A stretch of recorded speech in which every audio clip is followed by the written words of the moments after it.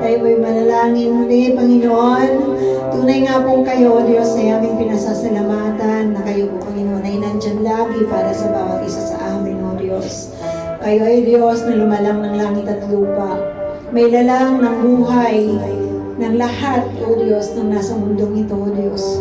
Ngunit, Lord, kayo po, Panginoon, ay concerned sa bawat isa sa amin. Kilala niyo po kami, higit sa lahat, O Diyos, ang mga anak ninyo, Panginoon. Salamat na hindi niyo po kami pinababayaan. Patuloy niyo po kaming iniingatan.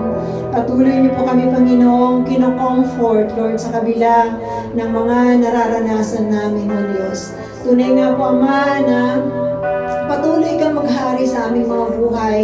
Makita namin lagi, O Diyos, na maliban na kayo, Panginoon, ay sumama sa amin. Tunay nga pong ang buhay na wala sa inyo, Lord God, ay nakakatakot, O Diyos, at puno ng pangamba. Ngunit, Lord, sinabi niyo po sa inyo pong mga salita, sa mga awit 46, O Lord God, na kahit ang mundo, Panginoon, will crumble and will be shaken, you will continue, Panginoon, to be our help, and you will not forget us, Panginoon. Maraming salamat, Ama, at patuloy ka nga pong maghari. And as we went, Panginoon, with our fellowship tonight, O Lord God, we pray that your name be magnified in this place, O Lord God. We just lay down, Lord, our burdens, Lord God, that alam po namin wala po kaming magagawa dito, Panginoon.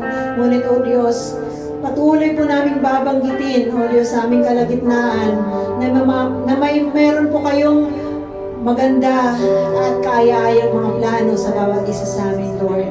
You will never leave us, Lord. You will never put to shame, Panginoon, yung pong nagtitiwala at humahanap sa inyo, yung tumatawag at lumalapit sa inyo, Lord God.